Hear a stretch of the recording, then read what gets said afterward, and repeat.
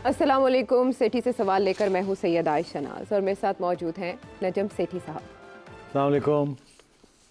नजम सेठी साहब, जब भी हम कोई नई चीज़ ख़रीदते हैं तो हमारा कंसर्न होता है कि उसकी इंश्योरेंस पॉलिसी क्या है या वो कितना अरसा चलेगी। आपको पता है ना, हर किसी का कंसर्न होता है, आपका भी होता होगा।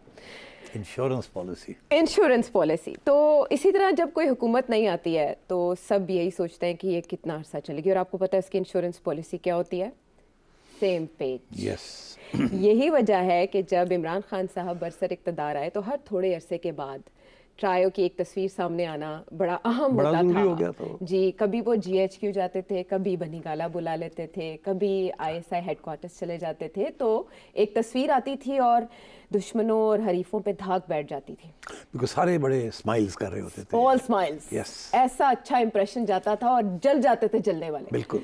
लेकिन जब पर जले तो पता भी ना चला और वो इंश्योरेंस पॉलिसी 4 साल के अरसे में ढेर हो गई, एक्सपायर हो गई, और एक मामला, एक अपॉइंटमेंट का मामला इमरान खान साहब की हुकूमत को ले डूबा। ठीक। अब हम ये बात इस ज़िम्न में कर रहे हैं कि शहबाज शरीफ साहब, हमारे नए वज़ीर आज़म पाकिस्तान, आंखों के तारे, जो उन्होंने ख़ुद भी एक बयान दिया, उन्होंने GHQ का विज़िट किया, उसमें उन्हें मुख्तलिफ सिक्योरिटी अमूर पर ब्रीफिंग दी गई। आसिम नसीर साहब आर्मी चीफ उनके हमरा और की मिनिस्टर्स थे, कुछ हमें पता है जो इंपॉर्टेंट मिनिस्ट्रीज़ हैं उनके मिनिस्टर्स को साथ लेकर वो इस मीटिंग में मौजूद थे। और जो तस्वीर छपी है उससे लेकर सब एक बार फिर सोच रहे हैं कि वो हुकूमत जिसके बारे में सबसे ज़्यादा प्रेडिक्शंस हो रही हैं कि अब गई, मई में गई, साल में गई, 6 माह में गई, 1.5 माह में, 1.5 साल में, 2 साल में, इसके लिए इस मुलाकात की, इस तस्वीर की कितनी अहमियत है? सेम पेज की कितनी अहमियत होती है? अच्छा, अब आप थोड़ी साइकोलॉजी में जाना शुरू कर दिया आपने। मैं देख रहा हूँ सियासत से हट गई हैं आप। अब बॉडी लैंग्वेज देख रही हैं, कौन मुस्कुरा रहा है, कौन ऐसे करके बैठा हुआ है, कौन ऐसे देख रहा है। जी जी, ऐसे ही है ना? जी जी। अच्छा, मुस्कुराहटें तो नजर नहीं आई मुझे। हाँ, मुस्कुराहटें नजर नहीं आई, मगर मैं आपको एक बात बताऊं जी कि पर्सनालिटीज़ में भी फ़र्क होता है। जनरल बाजवा जो थे ना, वो आसानी से मुस्कुराते थे। अच्छा। गुस्सा भी उनको चढ़ जाता था, मगर फिर बड़ी जल्दी ठंडे भी हो जाते थे। ओके। आसिम मुनीर साहब जो हैं, ये अपना इजहार नहीं करते कि क्या सोच रहे हैं। ही इज़ वेरी स्टिफ, जैसे कि ना poker player. His face doesn't betray anything. मुझे याद है जब ये शुरू में बने आर्मी चीफ, तो उस वक्त शहबाज शरीफ साहब को मिलने आए PM हाउस, और आके उन्होंने सलूट किया, and he was very stiff. खैर, जाहिर है वो वक्त तो नए आए थे, अब ज़ाहिर है is more fully in command and control, तो अब ज़्यादा कॉन्फिडेंस के साथ वो डील करते हैं। लोग कहते हैं जो कि इनको मिले हैं वहाँ प्रेसिडेंसी में जब ओथ टेकिंग हो रही थी, तो he was a little relaxed, he was not so stiff. Okay. तो मैं ये समझता हूँ कि फेशियल एक्सप्रेशंस अपनी जगह पे, they have to do with personalities, but they also have to do with situations. Okay. अब मैं आपको बताऊँ, आपने जो सवाल पूछा है, आई नो आप किधर ले जाना चाह रही हैं इसको, कि सेम पेज, अब ये क्योंकि पहले सेम पेज फट गया था, तो अब आप पूछ रहे हैं कि ये पेज कब फटेगा। ऐसे ही है ना? मैं पूछना चाह रही हूँ कि क्या उम्मीद है आपकी बार ना फटे? अच्छा, तो अब बात यह है कि उस वक्त के हालात और आज के हालात में क्या फ़र्क है और क्या सिमिलैरिटीज़ है। अगर तो आपको ज़्यादा सिमिलैरिटीज़ नज़र आती हैं तो फिर तो फट जाएगा, जाहिर है, बिकॉज अगर बिल्कुल एक जैसी सूरत हाल है तो उधर भी ये हुआ तो इधर भी हो जाएगा। मगर अगर कोई फ़र्क है उस सिचुएशन में और इस सिचुएशन में, तो फिर शायद इतना आसान नहीं है पेज को फटना। तो now let's look at the two situations. अच्छा, वो सिचुएशन क्या थी? वो ये थी कि सारी सियासी जमातें बाहर थी जी, और एक सियासी जमात अंदर थी, सेम पेज पे। जी। आज की सिचुएशन ये है कि सारी सियासी जमातें अंदर हैं और एक सियासी जमात बाहर है।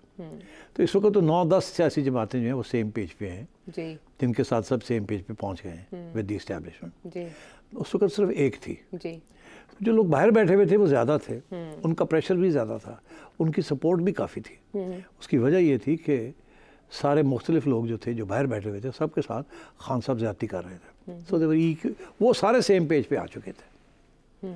सो there was a lot of pressure on the establishment from the outside. आज की सिचुएशन ये है कि बाहर से सिर्फ प्रेशर एक सियासी जमात से, बाकी सारे जो है इनके साथ सेम पेज पे हैं। तो it's a very big difference. ठीक है। दूसरी चीज़ ये है कि आसिम मुनीर साहब is not general Bajwa. General Bajwa जो थे, जब उन्होंने जब वो ये बने, जब उनको अपॉइंट किया था नवाज शरीफ ने, उनके दिल के अंदर थोड़ा सा फिर भी हमदर्दी थी नवाज शरीफ साहब के लिए। अच्छा, फिर भी ये हाल हुआ तो हमदर्दी थी, जिसकी वजह से जब इमरान खान ने जब नवाज शरीफ, शब मरियम, सारी अपोजिशन को नैब के ज़रिए अंदर किया, तो जनरल बाजवा ने अपने स्टेशन कमांडर्स के ज़रिए, ISI के स्टेशन कमांडर्स के ज़रिए राब्ते सब के साथ रखे। अच्छा। स्टेशन कमांडर्स जो थे, जो जेलों में थे, उनको मिलते थे और उन्होंने लाइन ऑफ कम्युनिकेशन ओपन रखी हुई थी विद जनरल बाजवा। ये मैं अब आपको बता रहा हूँ, I have this knowledge. Okay. आज वो सिचुएशन नहीं है, आज बिल्कुल उसके बरक्स सिचुएशन है।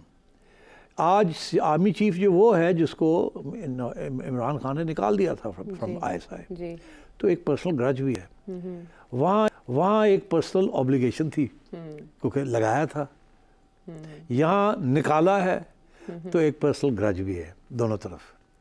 तो मैं समझता हूँ कि उसके के लिए, उनके लिए आसान था अपोजिशन और जनरल बाजवा के लिए कि इमरान खान से पेज के सर से इधर होना। ओके। कोई लायबिलिटी नहीं थी, कोई ऐसा एहसान नहीं था, सिर्फ एक एक्सटेंशन की बात थी। हाँ। और जब वो नून लीग ने ये फैसला किया या PDM वालों ने कि इनको हमने एक्सटेंशन हाथ में मिलाना है, तो फिर मेरा ख्याल है वो इमरान खान के लिए जो डिपेंडेंस थी ना वो ख़त्म हो गई थी। ठीक है। यहाँ सिचुएशन ऐसी है कि वो बिल्कुल उस किस्म की चीज़ ही नहीं है। तो मैं ये समझता हूँ कि ये सिस्टम ज़्यादा देर चलेगा इन चीज़ों को लेकर। देखो अगर आप ये सारी चीज़ें साथ रखें। ठीक है। और इसके लिए जो बाहर बैठे हुए हैं इमरान खान साहब, उनके लिए बिल्कुल इस्टेब्लिशमेंट के अंदर कोई हमदर्दी नहीं है। मैंने कहा ना, उस इस्टेब्लिशमेंट के अंदर बाजवा साहब की कुछ हमदर्दियाँ थी, इसकी वजह से उन्होंने राब्ते रखे थे। और उस अरसे में और वो जब भी इमरान खान के इल्ज़ाम है कि मैं इनको अंदर करता था तो ये नैब के ज़रिए उनको बेलें दिलवा देते थे, या उनको याद है? जी बिल्कुल याद है। और इमरान खान साहब बार बार कहते थे मुझे कहा जाता है NRO दे दो। हाँ, मुझे कहा जाता है। तो वो सिचुएशन ऐसी थी जिसके अंदर ऑपोजिशन जो थी उसका फ़ायदा उठा सकती थी। ठीक है। आज की जो ऑपोजिशन है विच इज़ PTI, वो तो बिल्कुल समझे आप 0 पे पहुंची हुई है ना। वो तो जिस किस्म की हरकतें की हैं उन्होंने, एक तो ज़ाती तौर पे ग्रज ले लिया है एक आर्मी चीफ के साथ, और दूसरी तरफ ये है कि अब वो पूरी फ़ौज के साथ उन्होंने एक ग्रज ले लिया। फ़र्क है ना दोनों चीज़ों में। नवाज शरीफ साहब ने तो फ़ौज के साथ तो ग्रज नहीं लिया था, उन्होंने आखिरी स्टेज पे आके एक हल्का सा जिक्र किया था जनरल बाजवा का और DG ISI का। जी। एक्चुअली DGC, उस वक्त DG ISI थे जनरल फैज़। जी। इससे ज़्यादा नहीं बात की उन्होंने। यहाँ तो पूरा एक महाज बना दिया इन्होंने। शुरू किया जनरल आसिम से और उसके बाद सारी फ़ौज के ऊपर अटैक। तो वो लोग जो बातें करते थे, इस वर्दी के पीछे वाली बातें करते थे, और उस वक्त सारे PTI वाले कहते थे ये गद्दार हैं, आज PTI भी वही नारे लगा रही है। लेकिन उन नारों से तो ताल्लुकी का इजहार इमरान खान साहब ने कर दिया। उन्होंने कहा कि IMF के दफ्तर के बाहर जो मुजाहरा हुआ है वो ठीक हुआ है, लेकिन नारे लगाने का इल्म नहीं। अब बात यह है कि उन लोगों ने, जिन लोगों ने May 8 के अंदर मुलव्वस हैं, May 9 के अंदर जो मुलव्वस हैं, खान साहब ने सबको टिकट दे दिए हैं, सबको सेनेट सीट्स मिलनी शुरू हो गई हैं एंड सो ऑन। तो इसका ये मतलब है कॉन्फ्रंटेशन तो फुल फ्लेज चलेगी ना अब। अच्छा। तो अगर कॉन्फ्रंटेशन चलेगी तो इस्टेब्लिशमेंट तो पीछे हटने वाली नहीं है। और शहबाज शरीफ साहब इतने बेवकूफ़ तो नहीं है कि उनको मौका मिल जाए।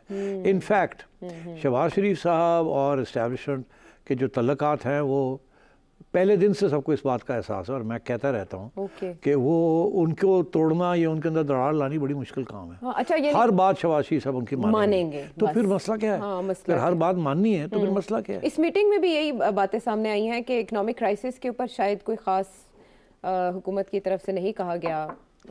हाँ, मगर एक बात तो बड़ी वाज़ेह कर दी ना कि शहबाज साहब ने ये जो प्रेस रिलीज़ आई है, मेरा ख्याल ISPR की प्रेस रिलीज है या ISPR की तरफ से कहा गया है, बताया गया है इसमें। उसमें तो शहबाज साहब ने सबसे इम्पोर्टेंट बात यही की है, और ये लीड स्टोरी है एक अखबार में, इंग्लिश अखबार में, कि शहबाज साहब ने कहा जो आपको चाहिए मिल जाएगा। जी। और उसका जो पहनाया है, दुपट्टा जो पहनाया है उसके ऊपर वो ये है कि सिक्योरिटी के लिए जो आपको चाहिए। बट दरअसल एक्चुअली आर्मी का जो मिलिट्री बजट है दैट्स द रियल इशू, और वो 10 से 20% हर साल बढ़ता है। उसको छुपाने की भी कोशिश की जाती है मगर होता नहीं है। ये सारा प्रेशर जो नेशनल फाइनेंस कमीशन की वाली बात पे आ रहा है ना कि पैसे फेडरल गवर्नमेंट को और चाहिए, वो इसीलिए आ रहा है बिकॉज अगर IMF की बात मानी जाए और पैसे ना पूरे हों तो वो तो कहते हैं हर चीज़ पे कट लगना चाहिए, इंक्लूडिंग एक डिफेंस एक्सपेंडिचर्स। अगर वो पब्लिक सेक्टर डेवलपमेंट प्रोग्राम को कहते हैं कट करो, तो फिर वो डिफेंस पे भी आते हैं। तो मैं ये समझता हूँ कि इसलिए ये शहबाज साहब का ये कहना और वहाँ GSU जाके उनको एश्योरेंस देनी कि जो मांगोगे तो उन्हें मिल जाएगा, फिक्र ना करो। और साथ किसको बैठाया हुआ था? Finance minister and foreign minister हाँ, and defence minister, interior minister out of country थे, तो फिर वो इसलिए तो foreign minister is the ex finance minister जी, ऐसे ही है ना जी ऐसा ही है। तो फिर ये सब एक ही सफ़े पे है ना कि जो मांगोगे बादशाह, जो मांगोगे हाजिर हाँ, ऐसे ही है ना। तो मैं ये समझता हूँ कि this was important gesture from the PDM government. और ये जाना GSU जाके ये बात कहना जहाँ आर्मी चीफ के भी लोग बैठे हुए हैं, तो I think it was important to convey this message. And this government will continue to support, जो मांगेंगे वो उनको मिलेगा। चले, ये डिफरेंसेस की भी आपने जो पॉइंट आउट किए वो बड़ा इंपॉर्टेंट है समझने के लिए, निटी ग्रिटी के कितना अरसा सर्वाइव कर सकते हैं। इंश्योरेंस पॉलिसी अच्छी है। एनीवेज, जब बात हो रही है कन्फ्रंटेशन की ना, तो स्टेटमेंट्स इस तरह की, फैसल वावडा साहब वो फरमाते हैं कि रमज़ान के बाद अली अमीन गंडापुर साहब की गवर्नमेंट को ख़तरा होगा, ये मुद्दत नहीं पूरी कर पाएंगे। जबकि दूसरी तरफ फवाद चौधरी साहब ये कह रहे हैं कि इस हुकूमत को ख़तरा जो है वो KP से होगा, यानी अली अमीन गंडापुर से होगा, और मौजूदा हुकूमत को हटाने में KP गवर्नमेंट का अहम किरदार होगा। और कुछ उन्होंने मौलाना के बीच में एंट्री डाली कि अगर वो एहतजाजी तहरीक का ऐलान कर दे तो ये यूँ होगा।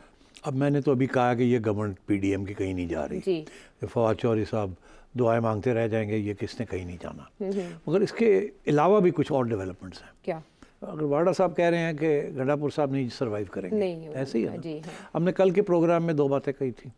एक हमने ये कहा था कि गंडापुर साहब के पास इलेक्शन कमीशन में भी एक दरखास्त गई हुई है जो कि बड़ी ख़तरनाक है, वो किसी वक्त तलवार चल सकती है जी। तो वो अभी नहीं चलेगी, उसके इंतज़ार की जाएगी। क्योंकि देखना ये है कि क्या गंडापुर साहब फेडरल गवर्नमेंट के साथ चल सकते हैं कि नहीं। अच्छा, गंडापुर साहब पहुंच गए हैं फेडरल गवर्नमेंट के पास पैसे लेने के लिए। फेडरल गवर्नमेंट का फिक्र ही ना करो, दे देंगे।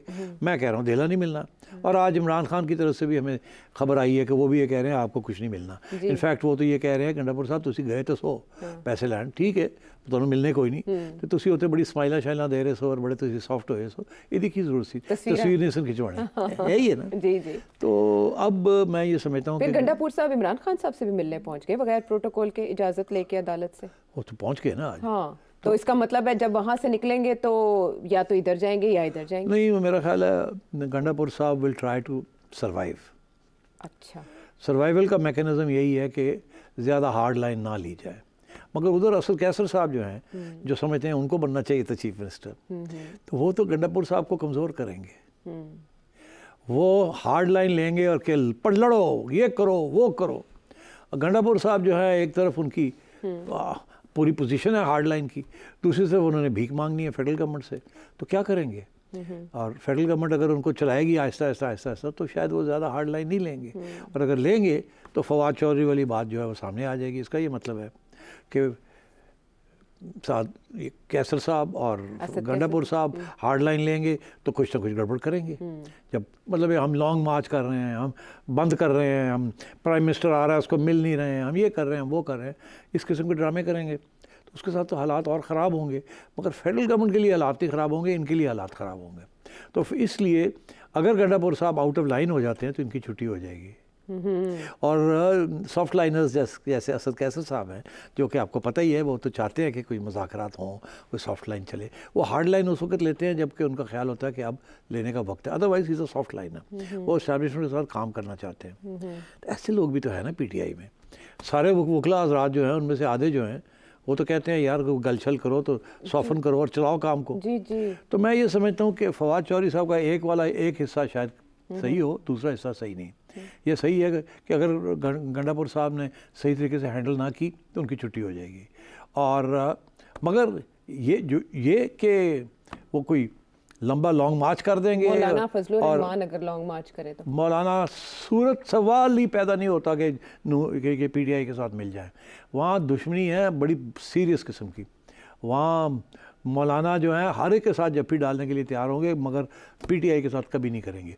वो सिर्फ उस हद तक इशारे करते हैं जिस हद तक उन्हें PDM गवर्नमेंट से कुछ चाहिए, मगर वो कभी भी पीडीएम गवर्नमेंट को उतारने के लिए पीटीआई के साथ नहीं मिलेंगे, कभी नहीं मिलेंगे, ये मेरी पेशेंस गोई है। तो ये गलत फहमी है किसी की फवाद चौधरी की कि मौलाना के साथ मिलकर लॉन्ग मार्चेस करेंगे जिसके साथ गवर्नमेंट गिर जाएगी। एहतजाज ज़रूर हो सकता है मगर वो हाथ से नहीं निकलेगा बाहर। राइट, रेड लाइंस नहीं क्रॉस करेंगे, मौलाना कभी नहीं करेंगे। आपने 9 मई का तस्करा किया। 9 मई में जो मुलव्विस हैं शख्सियात, जिनमें मुराद सईद साहब सर फहरिस्त हैं, जुल्फ़ी बुखारी साहब तो अभी मुल्क से बाहर हैं, और भी शख्सियात जिनमें यास्मीन राशिद साहिबा भी हैं, इन सबको सेनेट टिकट्स जारी किए हैं इमरान खान साहब ने।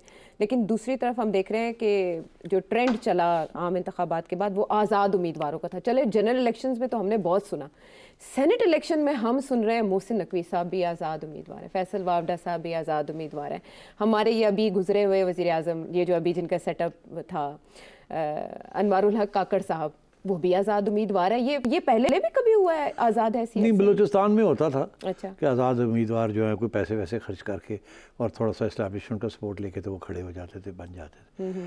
मगर अदरवाइज़ बड़ा मुश्किल होता है आज़ाद उम्मीदवार, क्योंकि देखिए 20 अब पंजाब मतलब ठीक ठाक सीट्स लेनी पड़ती है ना। पंजाब में आपने लेनी है या सिंध से लेनी है तो 20-22 वोट की ज़रूरत है, पंजाब में इससे भी ज़्यादा वोटों की ज़रूरत है। इतना आसान नहीं होता, तो उस पर ये खरीदो फरोख्त करनी पड़ती है ना। अब अगर एक वोट के लिए 5-5 करोड़ देना पड़े तो आपने 10 वोट लेने हैं तो आपको 50 करोड़ रुपया, तो हर एक की बस की बात नहीं है ना। इसलिए इंडिपेंडेंट्स खड़े नहीं होते सेनेट। अच्छा। वो सीटें पार्टी की होती हैं।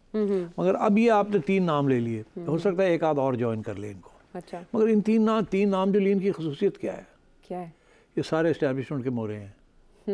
अच्छा, सारे इस्टेब्लिशमेंट के मोरे हैं। अच्छा, लेकिन एक तो जरदारी साहब के पहले बेटे करार दिए गए थे और दूसरे आप समझते हैं कि मैं वो अब किसी के बेटे नहीं रहे। अच्छा। वो अब इस्टेब्लिशमेंट के बेटे बन चुके हैं पक्के। अच्छा, तो ये यकीन कर लें मेरे से। मेरे तो दोस्त है ना, तो कुछ तो पता ही होता ना। अच्छा। और मेरी बड़ी नियत ख्वाहिशें उनके लिए। हाँ। अच्छा, आगे आइए आप कि मोहसिन नकवी साहब कैसे इलेक्ट होंगे? हाँ, ज़ाहिर है आज़ाद की हैसियत से कैसे, ये तो जमात कुछ तो पैसे खर्च करेंगे वो। अच्छा। कुछ उनकी इस्टेब्लिशमेंट हेल्प करेगी। ओके। वो देखेगी कि यहाँ फलाने लोग जो हैं वो उन्होंने अपना होमवर्क किया होगा कि जी नून लीग की इतनी सीटें बन रही हैं, मगर उसमें से 3-4 वोट एक्स्ट्रा है उनके पास।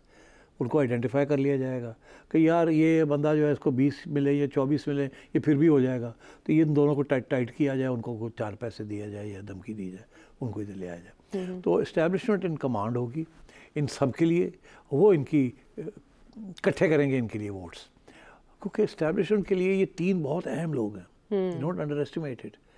ये इन्होंने बड़ी खिदमत की है इस्टेब्लिशमेंट की, और आगे भी इनकी खिदमत की ज़रूरत पड़ेगी इस्टेब्लिशमेंट। अच्छा। तो क्योंकि देखिए हर सेनेट हो, क्योंकि अपर हाउस है, और या नेशनल असेंबली हो, अपने बंदे होना बड़ा ज़रूरी है। तो अब असेंबली में तो हो नहीं सकते, क्योंकि वहाँ तो सब पार्टी के लोग आए हुए हैं, पार्टी डिसिप्लिन है। तो सेनेट में ये हो सकता है। तो बहुत से बिल्स ऐसे होते हैं जो सेनेट में इंट्रोड्यूस किए जाते हैं, तो उनको किल करना होता है, या कुछ बिल्स ऐसे होते हैं जिनको इंट्रोड्यूस करना होता है, उनको थोड़ा सा बढ़ाना होता है। तो और इनमें से कुछ ऐसे लोग भी हैं जो कि अब मिनिस्टर बनेंगे या बनवाए जाएंगे इन ड्यू कोर्स। तो ये इस्टेब्लिशमेंट की हेल्प के साथ और पैसे की हेल्प के साथ ये सारे इलेक्ट हो जाएंगे। और काकड़ साहब तो उनके 100% उनके हैं ना। तो काकड़ साहब की अगर ये ख्वाहिश है तो उनके लिए भी बंदे लोग इकट्ठे कर दिए जाएंगे, कोई बलूचिस्तान से, कोई इधर से उधर से।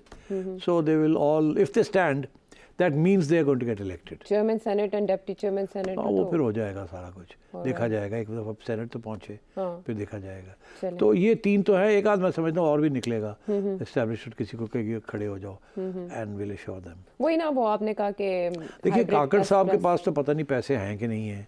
अगर उन्होंने अपने पैसे लगाए तो उसका मतलब है कि well he was prime minister, कोई 4 पैसे बना लिए होंगे उन्होंने।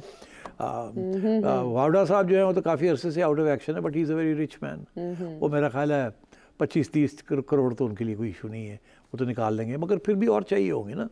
और मोहसिन नकवी साहब तो खैर अरबपति हैं, तो उनके लिए तो कोई प्रॉब्लम नहीं है। वो तो एस्टैब्लिशमेंट को हो सकता है तुसी फिक्र ही ना करो, मैं आपे कर लाँगा। यह है कि एक बार बंदे ने मेरे वाल कर दो। सो मतलब आई थिंक सितारे अच्छे चल रहे हैं मोहसिन नकवी साहब के, तो कुछ भी मैनेज हो सकता है। अरेंजमेंट या आसमान पर सितारे। नहीं कोई नहीं, I think he is playing on a good wicket. On a good wicket, and wicket is all in his favor. So wicket is not taking spin or bouncers. Wicket is plumb. It's a dead wicket. It's a dead wicket, and Mohsin Naqvi चौके छक्के मारेगा और पहुंच जाएगा. And with speed, with Mohsin speed. Mohsin speed. So senate election और आज़ाद उम्मीदवारों के हवाले से ये जो इम्पोर्टेंट इन्फॉर्मेशन है वो हमने डिस्कस की. जब चौके छक्कों की बात हो रही है तो इससे रिलेटेड जो हमारी PSL चल रही है उसकी रौनकें क्यों मान पड़ी और इसके फैक्टर्स कौन से हैं जिन पर ध्यान देने की ज़रूरत है. वापस आते हैं एक मिनट के बाद.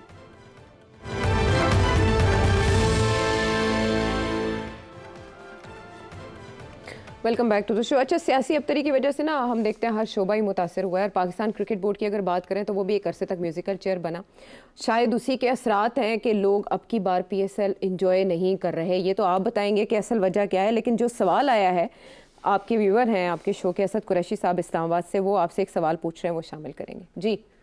इस साल PSL 9 कोई क्राउड नहीं है. Zero crowd, zero interest. लोगों को इंटरेस्ट ही नहीं है. प्लेयर जो है बाहर से आके इस वक्त PSL खेल के चले गए, प्रैक्टिस करके चले गए IPL के लिए. दूसरा, नजम सेठी साहब का क्या विजन था? ये विजन था 9 साल के बाद कि कोई क्राउड नहीं होगा, कोई इंटरेस्ट नहीं होगा, कोई टॉप प्लेयर नहीं होगा. ये बिल्कुल एक फ्लॉप शो बन चुका हुआ है.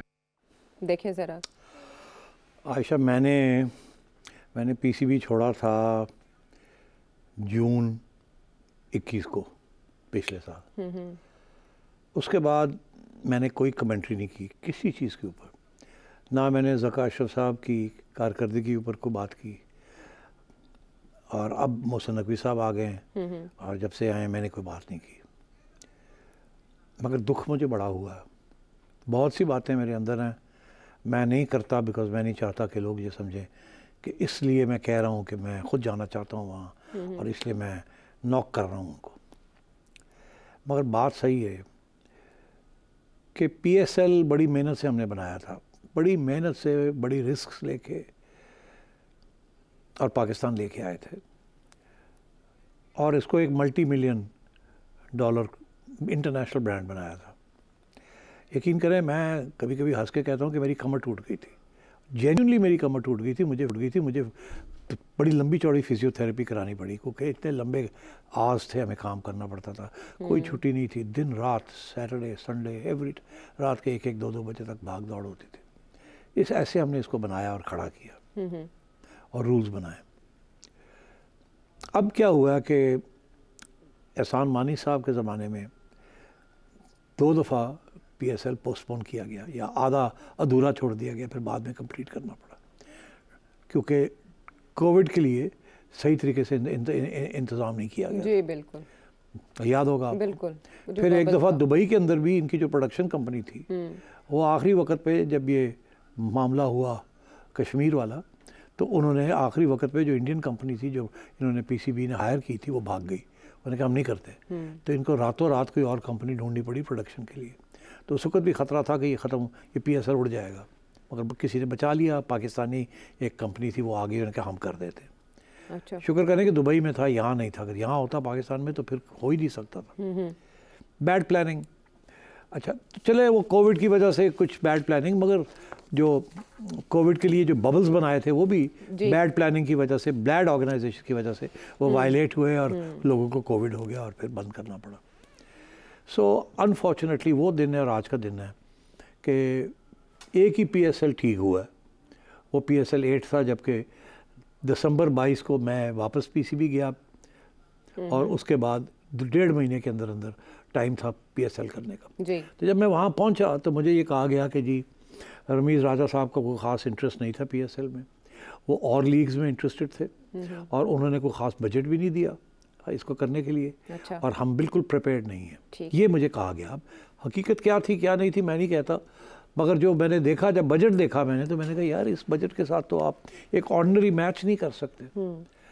तो खैर उसमें दिन रात काम करके, बजटिंग ठीक करके, मार्केटिंग ठीक करके, हमने 2000 जो PSL 8 था उसको सही तरीके से हमने किया और बड़ा कामयाब रहा. अब क्या हुआ, जैसे मैं गया हूँ तो ज़का अशरफ साहब आए और उन्होंने ये फ़ैसला किया कि PSL 8 तो नजम सेठी का प्रोजेक्ट है, इसको करने की क्या ज़रूरत है, ठीक है जैसे है हो जाए, मैं अपना कुछ करता हूँ. अच्छा. तो किसने कहा जी क्या आप अपना क्या, ये तो पाकिस्तान. उन्होंने कहा नहीं है, सेठी का ना लगे है, ये एक T10 टूर्नामेंट करते हैं. तो ज़का अशरफ साहब ने T10 टूर्नामेंट की प्लानिंग शुरू कर दी। अच्छा।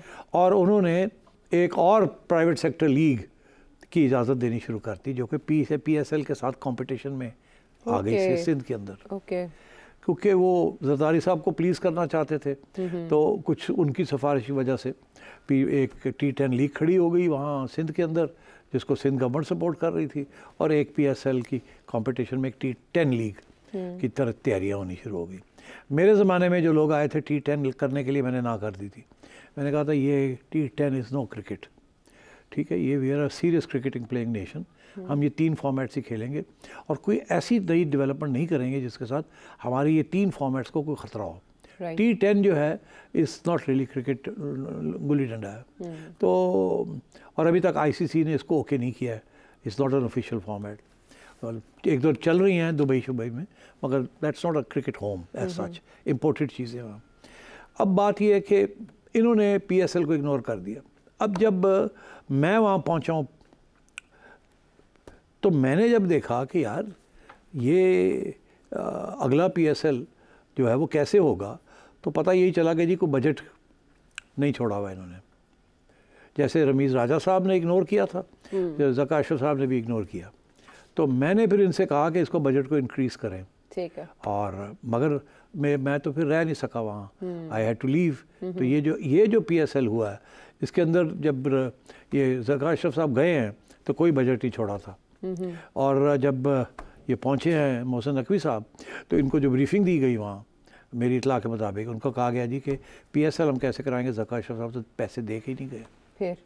फिर जब मोहसिन ने कहा कि नहीं, क्या चाहिए आपको, जो चाहिए ले लें, उसको करें, मेरे होते हुए ये कैसे हो सकता है कि PSL गिर जाए, तो ये जिम्मेदारी मैं नहीं ले सकता। वो ख़ुद बड़े मसरूफ़ थे क्योंकि उस वक्त भी ये CM थे अभी, मगर फिर इन्होंने कह दिया तुम करो, तुम फिक्र ना करो, गेट रेडी। तो इन्होंने भाग दौड़ की, मगर देखिए इसके लिए काफ़ी मेहनत करनी पड़ती है, काफ़ी अरसे से प्लानिंग करनी पड़ती है। और हुआ ये है कि ये जो फॉरेन प्लेयर्स इस दफ़ा आए हैं वो भी नंबर 2 ही आए हैं, वो अच्छे टॉप क्वालिटी प्लेयर्स नहीं पहुँचे। टॉप क्वालिटी प्लेयर्स के बगैर PSL नहीं हो सकता। हमारे अपने प्लेयर्स तो अच्छे हैं, मगर अभी हाल ही में हम सारे मैचेस हारते रहे हैं ना, जिसकी वजह से उनकी भी जो शीन है ना, जो शाइन है, वो गिरी हुई है। Even Babar Azam, he is done well in PSL, मगर वो भी उनकी वो हैसियत नहीं थी जो पहले थी। बहुत हुआ उन पे, तो थोड़ी सी डिमोरलाइजेशन भी थी। ऊपर से फिर फॉरेन प्लेयर्स जो आए हैं वो भी कोई टॉप क्वालिटी के नहीं थे। अब वो क्यों नहीं आए? एक तो सही टाइम पे नहीं बुलाया गया, दूसरा ये है कि हर जगह पे ये जो लीग्स नहीं खड़ी हो गई हैं उनको पैसे ज़्यादा देते हैं प्लेयर्स को। हमारे यहाँ ये है कि जो हमने 8 साल पहले रखा था फिगर 1.2 मिलियन या 1.3 मिलियन बढ़ गया होगा 1.4 मिलियन डॉलर्स, वही उतने ही पैसे हमने अपनी सारी प्लेयर्स के ऊपर खर्च करने हैं। वो बजट बढ़ा नहीं है। वो बजट अगर नहीं बढ़ेगा तो जिस तरीके से बाकी लोगों को अट्रैक्ट किया जा रहा है, बाकी प्लेयर्स वहाँ चले जाएंगे, आपके पास कोई नहीं आएगा। तो इसलिए इस दफ़ा ऐसे ऐसे प्लेयर्स आए हैं, अगर 50 प्लेयर्स आए हैं तो उनमें से 10 होंगे जो कि किसी क्वालिटी के हैं, बाकी तो सारे इधर उधर से इकट्ठे करके उन्होंने भर्ती किए हुए। तो मैं समझता हूँ कि बैड प्लानिंग और bad allocation of budgets and money, ये is the real reason, lack of interest और लैक ऑफ कमिटमेंट। और मैं समझता हूँ फ्रेंचाइजीज़ की तरफ से भी वो पैसे नहीं खर्च किए जा रहे, और जो PCB को चाहिए वो भी नहीं किया जा रहा।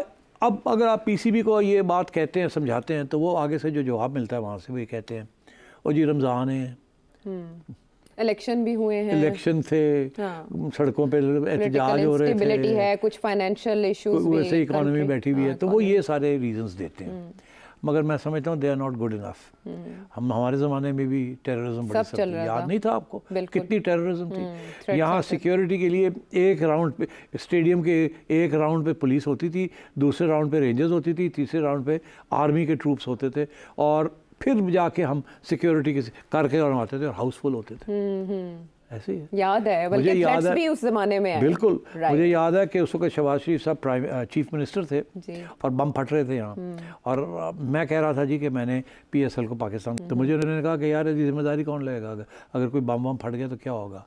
तो फिर मैंने जनरल बाजवा से रिक्वेस्ट की कि आप मुझे सपोर्ट करें, तो उन्होंने दलेरी के साथ कहा कि नहीं ले आओ तुम, आई विल प्रोटेक्ट यू। तो फिर मैं लेके आया PSL को यहाँ। तो मतलब है कि ये बड़ी कमिटमेंट करनी पड़ती है। एक बात बताएं, IPL उधर इतने शानदार तरीके से चल रहा है और उसके जो डंके बजते हैं इंटरनेशनली वो भी हम जानते हैं, यहाँ ये कैसे यकीनी बनाया जा सकता है कि इसको जो PCB के करता धरता है वो पाकिस्तान सुपर लीग समझे, इसे सेठी सुपर लीग ना बनाए? अनफॉर्चुनेटली हमारे यहाँ बड़ी तंग नज़रिया है लोगों का, हर बंदा थ्रेट समझता है दूसरे को। एहसान मानी साहब जब आए, जब मैंने रिज़ाइन किया, जब इमरान खान इलेक्शन जीता, तो आई रिज़ाइंड एज चेयरमैन PCB। मैंने कहा मुश्किल हो जाएगा खान साहब के साथ चलना, तो बेहतर ये इज़्ज़त के साथ आप खुद घर चले जाए, ये नहीं कि बाहर आपको निकाला जाए, या वो निकाले ना मगर काम ना करने, ग्रेसफुली निकले। मानी साहब आए तो मैं आपको बता रहा हूँ, मुझे 100% ये खबर कंफर्म्ड है, PCB के लोगों ने मुझे बताया कि जब ये इमरान खान साहब को मिलने गए तो खान साहब ने एहसान मानी को कहा सेठी नो टाइट करो, उसके खिलाफ कोई निकालो उसको, बिकॉज जाहिर है वो मेरी तो चल रही थी ना उनके 35 पंक्चर वाले वो चल रहा था। तो एहसान मानी साहब ने फिर, मेरा ख्याल है उनका दिल तो नहीं करता था मगर order was an order, because मेरी उनसे काफ़ी दोस्ती भी थी, अब नहीं रही। जाहिर है अगर इस तरीके से कोई रवैया होगा तो फिर कैसे दोस्ती रहेगी।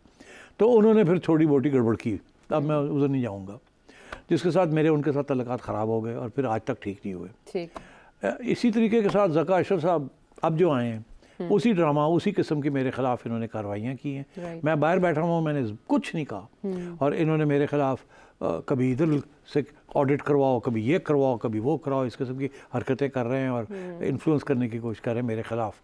तो ये अब बड़ी अफसोस की बात है। उसकी वजह यह है कि इनको इतना इनसिक्योर नहीं होना चाहिए। आखिरी बार जब मैं पहली दफ़ा PCB में गया, ज़का अशरफ साहब बाहर थे, उनको अदालत ने बाहर निकाल दिया था, 2013 की मैं बात कर रहा हूँ। तो जब मैं वहाँ गया तो मुझे चीफ ऑडिटर ने आके ऑडिट रिपोर्ट दी। उन्होंने कहा जी ये, उसका ख्याल था कि मेरे साथ नंबर लगाएगा और कहा कि ये देखिए जी ज़का अशरफ साहब क्या करते रहे। मैंने सोचा तुम तो उसके साथ काम करते रहे हो, तो अब तुम उसके खिलाफ ये ऑडिट रिपोर्ट लेके आ गए हो। ठीक, यही तो यकीन करें, मुझे गवर्नमेंट की तरफ से आया, डायरेक्टिव आया कि ज़का अशरफ साहब ने कोई गड़बड़ की है, हम आपको एक फ़ाइल भेज रहे हैं, इनके ऊपर बड़े इल्ज़ाम हैं, तो उसकी आप बताएं ये सही है कि नहीं। मैं ज़का अशरफ साहब के घर गया, मैं जाके उनको कहा तो आपके ख़िलाफ़ ये फ़ाइल आई है, क्या हुक्म है? उसने कहा आप उसको वापस कर दें, कहीं जी गलत है ये। यकीन करें मैंने कवरिंग लेटर लिख के वापस कर दी, मिनिस्ट्री ऑफ IPC को कहा कि जी हमारा कोई तल्लुक नहीं है, I can not tell you ये सही है या गलत है। मतलब इस किस्म की भी चीज़ें हुई हैं इसमें, और बड़ा दुख होता है कि इतने छोटे लोग कर दिया, इतनी मेहनत को, इतने छोटे लोग और इतनी तंग नजरिया।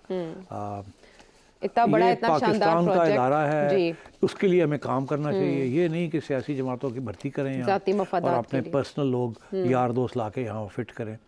मैं तो एक भी यार दोस्त नहीं लाया था जब मैं था, और आज जाते जाते अगर 1 मिनट है आपके पास। जी, नवाज शरीफ साहब ने मुझे भेजा था वहाँ, एक दफ़ा प्राइम मिनिस्टर हाउस से सिफारिश नहीं आई, एक सिफारिश नहीं आई।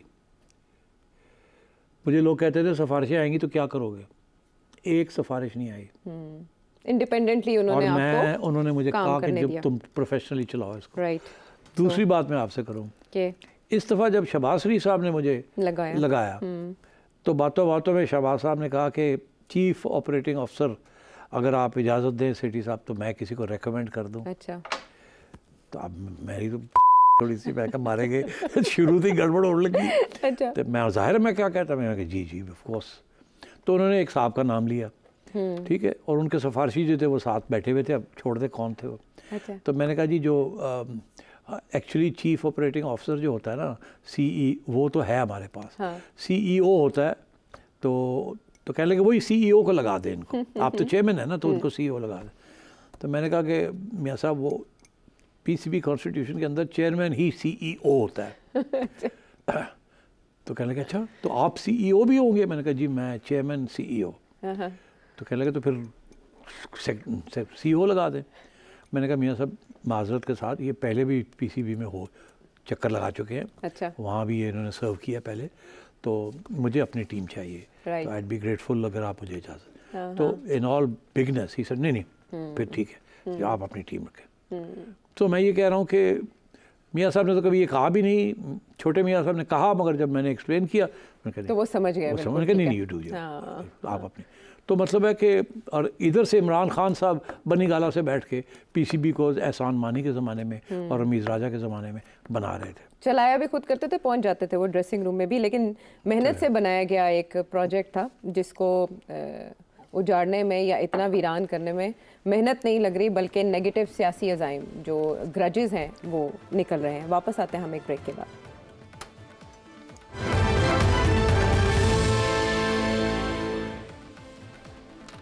Welcome back. सिटी साहब, एक सवाल है पाक इंडिया रिलेशंस के हवाले से, राना नवीद साहब लाहौर से पूछ रहे हैं जी।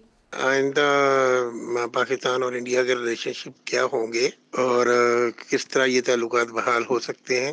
इसमें लोकली और इंटरनेशनली जो हमारा ट्रेड है किस तरह दोबारा रिस्टार्ट होगा और कब हो सकता है? जी, बहुत अहम सवाल है। ये सवाल इमरान खान के ज़माने में ये खड़ा हुआ था। पहले तो जब ये 2019 में ये कश्मीर स्टेटस रिवोक हो गया तो लड़ाई झगड़े हुए और खान साहब ने अनाउंस किया कि सारी तजारत बंद हो जाएगी। उस वक्त तक तजारत चल रही थी। अच्छा। खान साहब ने बंद कर दी तजारत। वो दिन और आज का दिन है, कोई तजारत नहीं है। एक स्टेज ऐसी आई कि खान साहब ने हमाद अज़हर साहब जो कि उनके मिनिस्टर थे उनको कहा कि भाई थोड़ी सी तजारत खोल दो और इकनॉमिक कोऑर्डिनेशन कमेटी के अंदर डिस्कस करो और शुरू करो, क्योंकि यहाँ शॉर्टेजेस हो रहे थे, प्राइसेस बढ़ रही थी, तो आवाम का भी सोचना था। तो उन्होंने कहा चलो थोड़ा चुप करके एक दो आइटम जो है मंगवा लो, तो not a big thing but मंगवा लो। बिकॉज ये भारत ने आपको नहीं कहा कि आप बंद करें, आपने खुद बंद किया इस प्रोटेस्ट। तो अब आप पे डिपेंड करता है कि अगर आप खोलना चाहें कि नहीं खोलना चाहें। आज आप खोलना चाहें तो भारत कहेगा खोल लो, हमने तो बंद ही नहीं किया, आपने बंद किया है। तो यहाँ से बात खान साहब ने शुरू की।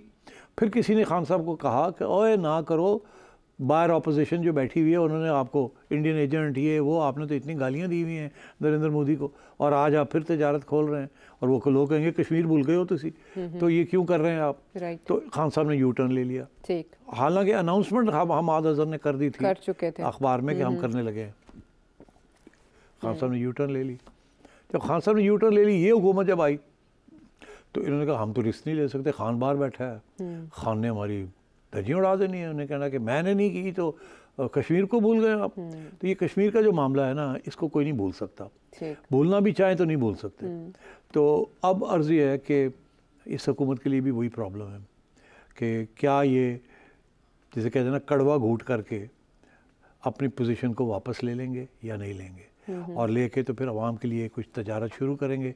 क्योंकि इंडिया से जो माल आता है वो सस्ता भी है, जल्दी भी आ जाता है, और जब अर्जेंसी हो, टमाटर कम हो जाए, अनियंस कम हो जाए, तो वो फ़ौरन अक्रॉस द बॉर्डर 2 दिन में आ जाते हैं और उसके साथ स्टेबलाइज हो जाती हैं प्राइसेस। आगे price factor will be very important, और तजारत के साथ पाकिस्तान का बहुत फ़ायदा है। इंडिया को फ़र्क नहीं ज़्यादा पड़ता, वो इतनी दुनिया में तजारत कर रहा है कि वो आप करें या ना करें, उन्होंने कहना चाका ही कोई नहीं। तो ये सारा आपका मामला है। अब आप कैसे ये करेंगे, किस स्टेज पे ये करेंगे या नहीं करेंगे, डरू रहेंगे। अब प्रेशर तो होगा कि जी प्राइस फैक्टर इन्फ्लेशन को कंट्रोल करने के लिए अक्रॉस द बॉर्डर, और फिर आपके एक्सपोर्ट्स भी वहाँ होते हैं, कॉटन प्रोडक्ट्स वगैरह होते हैं, तो ये सारे इश्यूज खड़े होंगे इनके लिए। मगर ये मैं आपको बताऊँ, ये इसके ऊपर 2 फैक्टर्स हैं। एक तो इन्हें पहले ग्रीन लाइट देनी होगी। उस वक्त जनरल बाजवा ने ग्रीन लाइट दे दी थी। इनफैक्ट जनरल बाजवा का ये मौक़िफ़ था कि अब नॉर्मलाइज करना है, हमने जियो इकोनॉमिक्स करनी है, जियो पॉलिटिक्स नहीं करनी। याद है उसका इशारा यही था कि इंडिया के साथ नॉर्मलाइज करें आहिस्ता आहिस्ता। तो इसलिए इमरान खान ने कोशिश की, फिर भाग गया। तो पता लगा मेरी छुट्टी होने लगी है, तो बाद जब बाहर में जाके क्या करूँगा, उनका नहीं कर दे। ठीक, अब इनके लिए क्या है, अब अगर जनरल आसिम इनको ग्रीन लाइट देते हैं और कहते हैं फिक्र ना करो, असी थोड़े नाल हाँ, असी संभाल लांगे, और ये बाय द वे ये संभाल भी लेंगे, क्योंकि इनके मोहरे हर जगह पे हैं। आज ये फैसला करें कि जी हमने तजारत करनी है इंडिया के साथ, कोई रास्ता निकालना है, और तो फ़ौज निकाल सकती है, कोई ऐसी बात नहीं है। मीडिया को साथ लेना होता है। अगर मीडिया को शट अप कॉल मिल जाए कि आपने ये इश्यूज़ नहीं खड़े करने, तो काम चल जाएगा। ठीक है। तो क्या शहबाज साहब ये रिस्क लेंगे या नहीं लेंगे? मेरा ख्याल है फौरी तौर पर ये रिस्क नहीं लेंगे। मेरा ख्याल है मे बी सम मंथ्स और ईयर डाउन द लाइन कि अमेरिका और middle east countries, friendly countries, वो सारे कह रहे हैं करो करो करो करो करो, मगर अभी शायद ये इतनी जल्दी ये फैसला ना करें। चलें ठीक है, रिस्क नहीं लेंगे अभी, फुल प्रूफ ही जाएंगे थोड़े अरसे के लिए। अभी थोड़ी सी ऐसे है ना। हाँ हाँ, परवाज ना हमवार है, हमवार होने तक ये फैसले लिए जा सकते हैं। उसके कितना वक्त लग सकता है आपने जाना। कुछ मजीद पूछना चाहें तो नंबर आपके सामने है, वीडियो मैसेज भेजिए। अगले प्लान के लिए इजाज़त दीजिए।